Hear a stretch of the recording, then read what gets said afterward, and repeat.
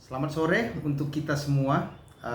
Saat ini kita kembali bertemu di dalam mata kuliah Sejarah Gereja Sumatera Utara, dan ini merupakan pertemuan kita yang terakhir untuk mata kuliah ini di dalam semester ini. Saya akan memberikan dua topik di akhir mata kuliah kita ini. Yang pertama, kita akan melihat bibit-bibit konflik dalam segi gereja Batak di dalam sejarahnya, dan yang kedua nanti saya akan berbicara sekilas tentang refleksi historis tentang sejarah gereja Batak. Oleh karenanya, seperti sebelumnya, mungkin nanti kuliah ini akan ada di dalam dua bagian video yang boleh kalian akses dan boleh kalian mendengarkannya secara berulang-ulang sehingga inti pengajarannya bisa didapatkannya. Dan setelah ini mungkin kalian akan bersiap untuk memasuki ujian akhir semester kita. Baik, segera saja kita mulai. Yang pertama, topik yang saya akan berikan kepada kita adalah bibit konflik dalam gereja, dalam sejarah gereja Batak, ya. Jadi memang konflik-konflik selalu mengikuti kita dengan setia, entah kenapa kita juga kurang mengerti mengapa begitu setianya konflik mengikuti perkembangan gereja Batak. Jadi yang pertama kita akan bahas bibit konflik, ya.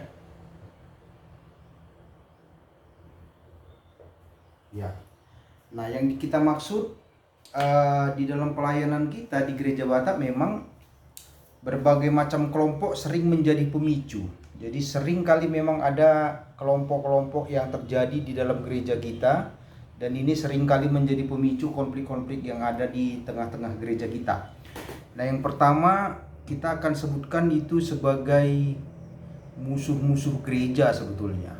Musuh-musuh di dalam jemaat, yang dalam artian bila kita tidak serius menanganinya, maka itu akan menjadikan kita terjerumus di dalam konflik yang besar yang justru merugikan kepada kehidupan menggereja. Nah, yang pertama, mereka yang saya maksudkan dengan mereka ini, kelompok-kelompok yang tadi itu seringkali menunjukkan pimpinan atau para pelayan yang diserang sebagai awal dari perpecahan ini. Biasanya tanpa bukti yang jelas, mereka menyampaikan tuntutan-tuntutan tanpa ada persoalan-persoalan yang sebetulnya juga kurang masuk akal, tetapi semua itu menyebabkan terjadinya perpecahan di gereja-gereja kita. Nah, tujuan mereka memang sebenarnya menimbulkan kekacauan, dan ini sangat alamiah bila di dalam gereja sendiri ada perbedaan-perbedaan pendapat tentang pengelolaan jemaat, bahkan mungkin juga ada perbedaan pendapat tentang bagaimana menafsirkan Alkitab dan lain-lain. Jadi satu hal yang perlu kita ingat, kenapa gereja tidak pernah lepas dari konflik, ingatlah bahwa gereja itu sebenarnya adalah persekutuan orang-orang yang berdosa, tetapi orang-orang berdosa yang sudah dibenarkan oleh Allah. Jadi benih-benih itu selalu akan ada dan akan selalu setia mengikuti perjalanan gereja kita. Berhubungan dengan itu, ada beberapa tahapan yang harusnya dimiliki oleh para pelayan gereja yang bisa mereduksi, memperkecil, bahkan menghilangkan situasi konflik dan kemudian menciptakan suasana yang kondusif. Nah, jadi yang pertama memang tujuan kita adalah bagaimana suasananya bisa menjadi kondusif. Yang kedua, kita bisa melakukan klarifikasi. Nah, ini perlu, makanya pelayan jemaat juga perlu dibekali dengan kemampuan manajemen konflik, karena memang gereja tidak pernah bebas dari konflik, baik itu konflik kepentingan atau konflik yang berhubungan dengan organisasi. Nah, yang ketiga, pelayan harus betul-betul melakukan analisa kebutuhan pada masing-masing individu, analisa untuk kebutuhan bersama.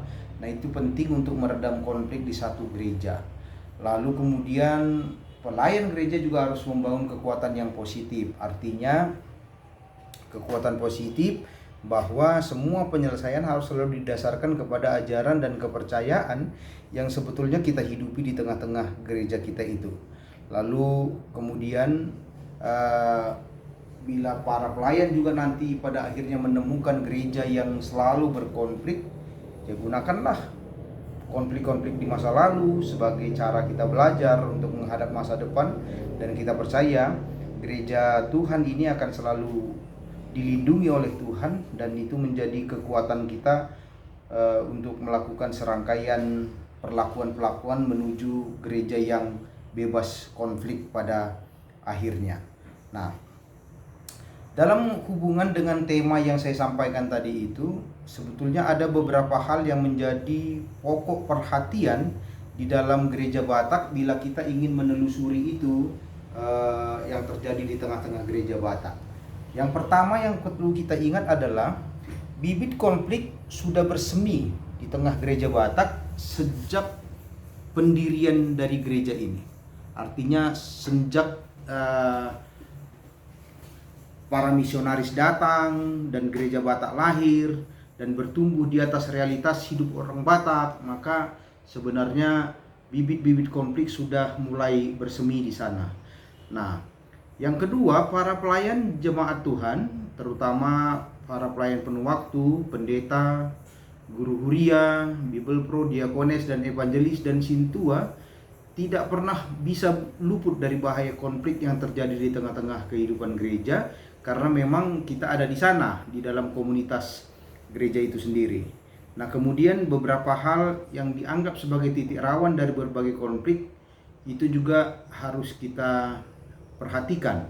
Dan kemudian bagaimana gereja Batak dapat keluar dari konflik itu, berkaca dari sejarah gereja HKBP yang sudah berkali-kali, dan kita tetap di dalam tujuan untuk melihat bagaimana konflik bisa diselesaikan dengan semangat saling memaafkan, saling mengampuni, dan bersama-sama mencari solusi yang bisa kita katakanlah apa yang kita kenal dengan win-win solution itu. Lalu kemudian juga bagaimana pelayan jemaat harus tetap menunjukkan powernya dalam sisi teologi pastoral, sehingga bukan sebagai orang yang terus-menerus berada di, bahkan mungkin dituduh sebagai pemicu konflik, tetapi para pelayan bekerja keras menjadi orang yang berusaha membuat konflik itu mereda dan semakin baik. Hal yang ketiga yang bisa kita perhatikan di dalam bibit-bibit konflik ini, misalnya bibit konflik di dalam gereja kita juga sangat hadir karena ada rasa, ya dalam tanda petik kita katakan rasa cemburu. Apalagi di awal-awal keberadaan gereja Batak, ketika masih dipengaruhi oleh raja-raja setempat, raja-raja lokal, dan kemudian misionaris datang. Nah, itu bisa kita lihat pada bagaimana kemudian rakyat mulai berpihak ke sana, berpihak ke sini, sehingga itu menimbulkan rasa persaingan yang kurang sehat sepertinya di antara para tokoh-tokoh yang berpengaruh itu. Kita bisa berkaca dari sejarah, misalnya kalau HKBP, bagaimana Raja Pontos Lumban Tobing, Yel Nomensen, Aman dari Lumban Tobing. Nah, itu adalah nama-nama yang populer yang harus kita selalu ingat di dalam gereja Batak. Bagaimana gereja Batak ini memulai perjalanan kehidupan menggerejanya, dimulai dengan beberapa bibit-bibit konflik yang juga diperparah dengan beberapa kali pergantian pemerintahan dari Hindia Belanda kepada Jepang, kembali lagi kepada Belanda, misalnya seperti itu juga menjadi bibit konflik.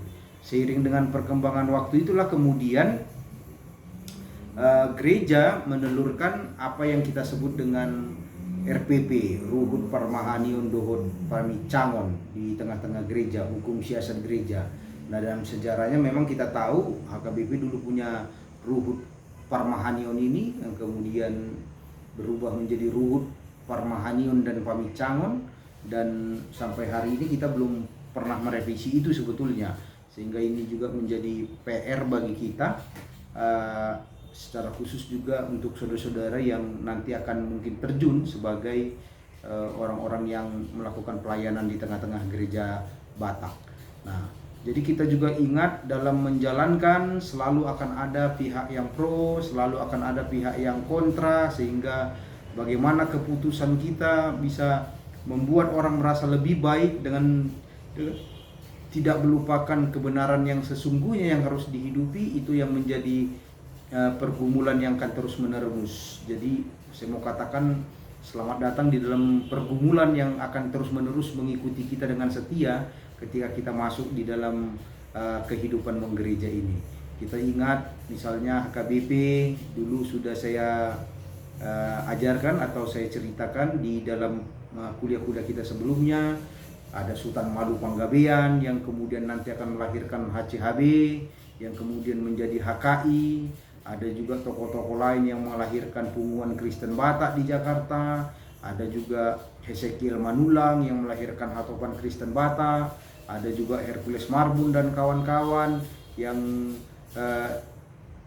melakukan perlakuan-perlakuan dengan semangat kemandirian, menuntut tempat pelayanan bagi pribumi di dalam kepemimpinan.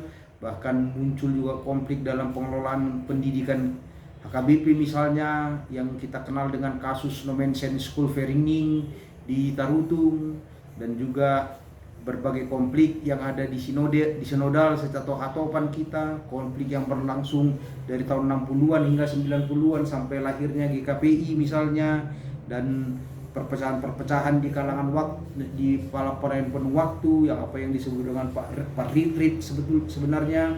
Lalu kemudian ada lagi konflik yang di tahun 90-an yang memakan korban begitu banyak, materi, korban jiwa, dengan perpecahan di gereja-gereja HKBP sampai pasca rekonsiliasi. Nah, itu semua memang setia mengikuti perjalanan gereja. Tetapi kita lihat gereja berkali-kali bisa keluar dari konflik-konflik yang mengikutinya dengan satu hal yang kita yakini, bahwa gereja itu sendiri adalah milik Tuhan yang Dia selalu lindungi sebetulnya. Nah, kemudian hal-hal yang kurang menarik lagi sebetulnya di tengah perjalanan gereja kita, ya justru adalah konflik dalam kehidupan para pelayan itu sendiri. Misalnya beberapa titik konflik yang ada di dalam kehidupan pelayan, yaitu sikap mutasi lah, kan sampai hari ini itulah persoalan klasik di tengah-tengah gereja Batak, gereja HKBP secara khusus. SK yang tidak jalan lah, SK yang bagaimana lah, SK yang tidak sah lah. Nah, itu juga menjadi bagian dari pergumulan perjalanan gereja. Yang kedua, ada juga sering kita menghadapi persoalan konflik di tengah-tengah gereja. Misalnya pembagian tugas yang kurang jelas lah, dalam tanda petik, antara pendeta resort dan pelayan lainnya, pendeta fungsional atau dengan Bible Pro, dengan guru huria, dengan sintua, juga kita tidak bisa menafikannya dan tidak bisa menutup mata.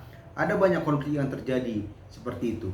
Bahkan yang membuat miris hati sebetulnya, ada juga bibit-bibit konflik yang disebabkan oleh pembagian hamlateon misalnya, yang di dalam uang yang diberikan oleh jemaat sebagai ucapan rasa syukurnya justru menjadi bibit konflik di tengah para pelayan penuh waktu.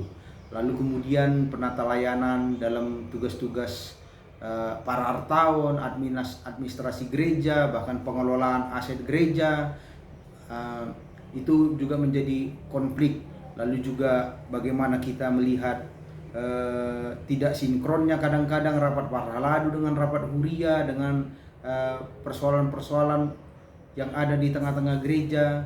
Bahkan juga hubungan kita dengan pemerintah, hubungan kita dengan pihak-pihak luar gereja, misalnya kalau HKBP dengan Indorayon seperti itu. Dan hari ini kita juga sedang disibukkan lagi dengan hubungan kita dengan BODT, bagaimana pengelolaan Danau Toba. Nah, itu semua menjadi bibit konflik. Belum lagi ada gerakan-gerakan sektarian, gerakan-gerakan karismatik yang setia mengikuti kita. Lalu yang persoalan yang paling klasik adalah persoalan masalah pemilihan kepemimpinan dalam tingkat hatopan. Nah, itu juga sering kali membuat kita berada di dalam pusaran konflik di tengah-tengah gereja. Nah, secara teori kita bisa katakan bahwa sebetulnya para pelayan memiliki corak pelayanan yang juga bisa menjadi sumber konflik. Jadi kalau kita melihat misalnya pola-pola kepelayanan dari para pelayan penuh waktu yang dalam tanda petik juga mereka berfungsi sebagai pimpinan, sebagai uluan di dalam kehidupan menggereja. Ada yang pelayan yang coraknya adalah corak pendekatan kekuasaan, artinya dia mendominasi mungkin karena keahliannya, karena pendidikannya, karena merasa lebih tahu. Nah, atau juga mungkin karena materi, merasa mungkin dia tercukupi secara materi sehingga sangat dominan sekali. Atau ada juga pelayan yang sebetulnya sangat menonjolkan diri sendiri, artinya one man show, tidak mampu bekerja sama dengan orang lain, selalu memang dia hebat tetapi hebat di dalam pekerja sendiri, tetapi dalam pengorganisasian, dalam kerja tim dia sungguh-sungguh tidak bisa. Ada yang seperti itu. Atau ada juga yang keahliannya sebetulnya hanya mempengaruhi tetapi tidak secara positif, justru dipakai secara negatif dengan mempengaruhi orang, pihak-pihak yang dirasa memiliki kuasa, memiliki power di tengah-tengah gereja, sehingga ini pun menimbulkan konflik di tengah-tengah gereja. Nah, ketiga kekuasaan itu bisa saja juga menumpuk dalam diri seorang pelayan, atau bisa juga dia cuma dominan di satu atau dua pola kepemimpinan yang tadi itu. Itulah sebabnya seorang pelayan dapat berperan juga, kita lihat seperti bos, tapi ada juga pelayan yang gayanya seperti orang tua, atau ada juga pelayan yang gayanya sebagai seorang birokrat, ada juga pelayan yang gayanya sederhana, tetapi ada juga yang ikosisu kuno. Nah, misalnya seperti itu. Jadi itu memang menjadi catatan-catatan bagi kita, secara khusus bagi kalian sebagai pembelajar teologi, untuk bersiap di dalam kehidupan gereja. Nah, tetapi yang paling penting adalah gereja, kepala dari gereja adalah Yesus Kristus. Itulah sebabnya sebetulnya pola pelayanan yang harus dikembangkan adalah satu-satunya menurut saya, dan ini yang akan saya tekankan kepada kalian, bahwa tirulah Tuhan Yesus. Yesus datang ke dunia dengan satu moto, satu pola pelayanan, melayani. Itu dia datang untuk melayani dan bukan untuk dilayani. Dan cara yang dia tempuh adalah, kalau kita misalnya bisa mengambil refleksi sedikit dari kitab Filipi, apa yang kita sebut dengan kenosis itu, yaitu mengosongkan diri, mengambil rupa sebagai hamba, meninggalkan segala atribut kealahannya, meskipun sebenarnya dia tidak mungkin lepas dari atribut kealahan itu, tetapi semaksimal mungkin dia mengedepankan rupa kehambaannya dan menjadi sesama bagi orang lain. Itu sebabnya pola kepemimpinan kita kadang-kadang disebut kepemimpinan yang paradoks, karena kita tahu pemimpin biasa datang dari atas, tetapi pemimpin di dalam gereja justru datang dari bawah dengan sikap merendah, mengosongkan diri, kenosis yang kita sebut tadi itu dalam Filipi pasal 2 ayat 5-11 kalau bisa kita baca. Nah, itulah pola yang sesungguhnya harus kita kembangkan. Nah, pola bergambaran Allah yang berkenosis inilah sebetulnya yang menjadi patron atau pola atau teladan satu-satunya yang bisa kita gunakan di dalam pola pelayanan gereja kita. Memang seringkali kita terimbas kepada pelajaran-pelajaran hari ini yang diberikan di dalam dunia yang sekuler lah kita katakan, bagaimana pemimpin harus seperti ini, harus seperti ini, harus seperti ini. Tapi satu hal yang jelas bahwa sebetulnya kepemimpinan gereja harus meneladani Kristus sebagai kepala gereja itu, sehingga kita bukan sebagai pemimpin tetapi adalah sebagai seorang pemberdaya, sebagai seorang leader yang memberikan teladan, bukan hanya memberikan arahan tetapi juga memberikan teladan di dalam setiap kepemimpinan yang kita lakukan. Jadi intinya adalah bagaimana kita mampu memberdayakan dan menjadikan gereja itu sebagai pusat pemberdayaan bagi seluruh potensi yang ada di tengah-tengah jemaat. Nah, itu bagian yang penting yang harus kita pahami. Nah, yang berikutnya yang perlu kita ingat, ada dua peranata atau dua kepentingan yang paling menonjol di tengah-tengah gereja, yaitu jemaat dan gereja itu sendiri. Yang kedua, manusia. Jadi kita para pelayan harus menggumuli secara sungguh-sungguh bagaimana kita bisa melakukan pelayanan untuk membuat lembaga pelayanan kita baik, citranya baik, tetapi bagaimana yang lebih penting adalah bagaimana secara rohani dan spiritual manusia yang di dalamnya bertumbuh menjadi manusia yang baik dan benar. Itu yang terpenting. Jadi dua hal itulah yang sebetulnya harus selalu ada di tengah-tengah kehidupan kita sebagai pemimpin di tengah-tengah gereja. Dan yang terakhir untuk bagian ini adalah bahwa secara teoritis kita harus katakan pelayan yang di tengah-tengah gereja kita, fungsi pelayan di tengah-tengah gereja adalah sebagai mediator. Dia harus mampu memediasi apapun yang terjadi di antara para pihak yang sedang mungkin itu konflik, pertikaian atau apapun yang tengah ada di gereja. Maka pelayan harus selalu berada di dalam posisi sebagai mediator. Sebab kita tahu Kristus yang adalah imam, yang adalah kepala gereja itu juga sebenarnya memiliki fungsi dari Yesus, justru dia memediasi antara kita, kemanusiaan yang berdosa, dan kealahan yang kudus dan kekal itu. Dan dia berdiri sebagai mediator untuk kita mempertemukan kealahan dan kemanusiaan. Nah, oleh karenanya pelayan juga harus betul-betul berfungsi sebagai mediator, sehingga apapun yang terjadi di tengah-tengah pelayanan gereja kita, kita betul-betul melihat kepentingan-kepentingan ini hanya mencari solusi bagaimana semua pihak bisa sama-sama dimenangkan. Nah, mungkin itu memerlukan pengorbanan yang besar, karena Yesus sendiri pun harus mengorbankan hidupnya sendiri sehingga dia bisa mencapai posisi itu. Nah, itulah pengajaran tentang bibit-bibit konflik yang mungkin nanti kita akan lihat juga di tengah-tengah gereja kita, dan juga yang sudah kita alami sepanjang sejarah perjalanan gereja Batak di Sumatera Utara ini. Menutup bagian ini, saya juga ingatkan kepada saudara-saudara sekalian supaya sungguh-sungguh mempelajari juga hal yang penting, misalnya dari visi dan misi HKBP. Kita tahu di dalam aturan-peraturan kita, visi dan misi HKBP sudah beberapa kali mengalami pergantian. Misalnya tadinya adalah bagaimana kita di aturan-aturan peraturan kita itu kita melihat, dan visi yang terakhir yang disampaikan kepada kita adalah HKBP menjadi berkat. Tetapi itu sudah melewati berbagai banyak tahapan yang penting. Jadi bagaimana visi dan misi HKBP ini penting untuk mempertahankan identitas gereja itu sendiri, mempertahankan identitasnya di tengah-tengah dunia. Dia juga mengarahkan perjalanan dari satu gereja tentang apa yang harus dia lakukan, kemana dia harus melangkah, dan itu yang menjadi penting. Oleh karenanya, misal kalau kita ingat, visi HKBP dulu adalah inklusif, dialogis, dan terbuka, lalu kemudian berubah menjadi berkat bagi dunia. Nah, sebetulnya kita harus melihat pergumulan itu, apa sih yang membuat dia bisa berubah seperti itu, apa tujuannya, apa latar belakangnya. Nah, sebagai pembelajar sejarah gereja, kita harus bisa memahami itu dengan baik. Jadi itu catatan bagi saudara-saudara untuk bisa juga mempelajari itu dengan serius.